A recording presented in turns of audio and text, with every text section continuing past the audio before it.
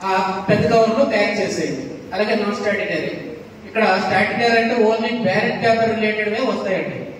Non static అసలు ఉండదు. అది ఇట్లాంటి ఎలక్షన్ లో చాలా తక్కువ వస్తాయి, ఉండవు కూడా. అట్లాంటి నీల్ రిపోర్ట్ ముందే పెట్టేయండి కవర్ లో. పెట్టకపోతే ఓకే, అలాగే బకాయి నుంచి ఇట్లాంటి అన్నింటి మీద కూడా నీల్ రిపోర్ట్ పెట్టేసి రెడీ చేసుకోండి ముందు రోజు.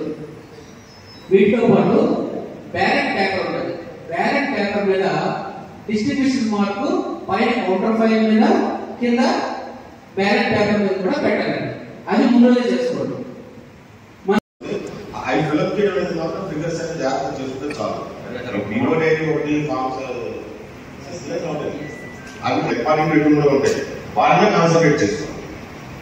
రేపు నెక్స్ట్ ట్రైనింగ్ కలిసి మీ డబ్బు ఇక్కడ కావాలి చేస్తుంది సార్. 1 2 3 4 5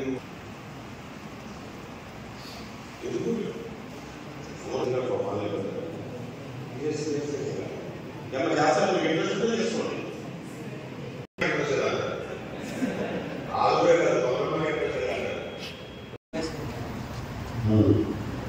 సో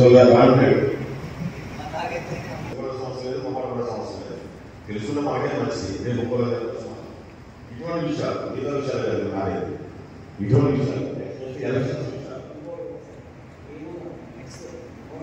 ఇన్ఫార్మ్ చేయాల్సి ఉంటుందండి.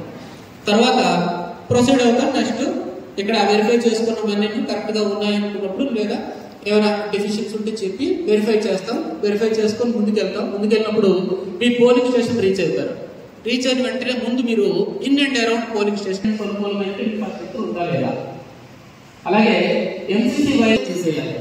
అలాగే ఏమైనా కుకింగ్ ఐటమ్స్ కానీ అదర్ మెటీరియల్ కొంచెం మనం రిమూవ్ చేసేసిన పరిస్థితి, అంటే బయట లూజ్ గా ఉన్న చెక్ చేసుకోవాలి. ఇవన్నీ కూడా పొరపాటున ఏదైనా చేయడానికి అవకాశం. అరౌండ్ వచ్చేసరికి ప్రైవేట్ బిల్డింగ్ అయితే 200 మీటర్ల వరకు ఎంసీసీ వైరస్ లేకుండా చూసుకోవాలి. అంటే ఇప్పుడు నేను చెప్పిన వచ్చిన వాళ్ళకి స్లిప్లు అందించడానికి కానీ ఇతర ప్రచారం కోసం కానీ టెంట్స్ చేస్తాం. ఒకవేళ లైటింగ్ లేకపోతే లైటింగ్ కూడా అరేంజ్ చేసుకోవాలి.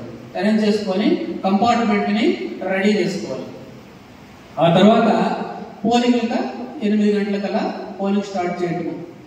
ఇది ప్రాసెస్ అండి, పోల్ డే ప్రాసెస్.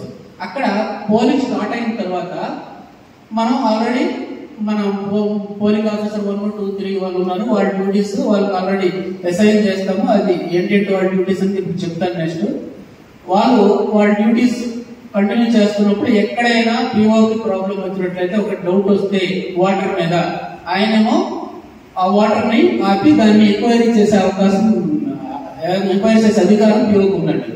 ఆయన జెన్యూనిటీని పరీక్షించవచ్చు. అలాగే ఏజెంట్ ఎవరైనా ఛాలెంజ్ చేయొచ్చండి వాటర్ తాలూకా జెన్యూనిటీ మీద. అంటే ఇది ఛాలెంజ్ దగ్గర చెప్తాను.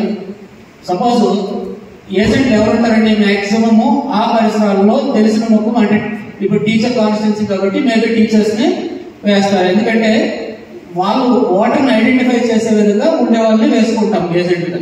వాళ్ళని అపాయింట్ చేయాలి కూడా. అంటే మన గైడ్లైన్స్ ప్రకారం లోకల్ గా ఉండేవాళ్ళు, ఫెమిలియర్ అయిన వాళ్ళు, వాళ్ళని అపాయింట్ చేసుకోవాలి. వాళ్ళ పార్టీతో ప్రత్యక్ష సంబంధం ఉండకూడదు. అంటే వాళ్ళ పార్టీలో బాగా ఎవరి మెంబర్స్ కానీ అట్లాంటివి అయినా అవ్వకూడదు. అంతేనా? వాటర్ ని నువ్వు ఈ నేమ్ ఇది కాదు, నువ్వు ఇది కాదు అని ఛాలెంజ్ చేయొచ్చు. ఛాలెంజ్ చేసే ప్రొసీజర్ ఒకటి ఉందండి. ₹2 ఛాలెంజ్ ఫీ కట్టి ఛాలెంజ్ చేయొచ్చు. ఒకవేళ ఛాలెంజ్ ఓకే అనుకుంటే ఆ ₹2 ఆయనకి తిరిగి ఇచ్చేస్తాము. ఎవరైతే ఆ వాటర్ ఉన్నారో ఆయన వెనక పంపించేస్తాము. ఒకవేళ ఛాలెంజ్ దిగిపోయినట్లయితే, ఫుడ్ ఫైల్ అయినట్లయితే ఆయన ₹2 తిరిగి ఇవ్వము, దాన్ని క్లోజ్ చేస్తాం. ఫుడ్ ఫైల్ అని క్లోజ్ చేస్తాం. ఆ ఛాలెంజ్ కంటిన్యూ అవుతుంటుందండి.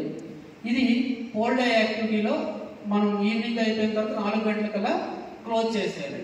ఒకవేళ గేట్ క్లోజ్ చేసి అప్పటి వరకు లైన్ లో ఎంతమంది అయితే ఉన్నారో వాళ్ళందరికీ కూడా వాటర్ స్లిప్స్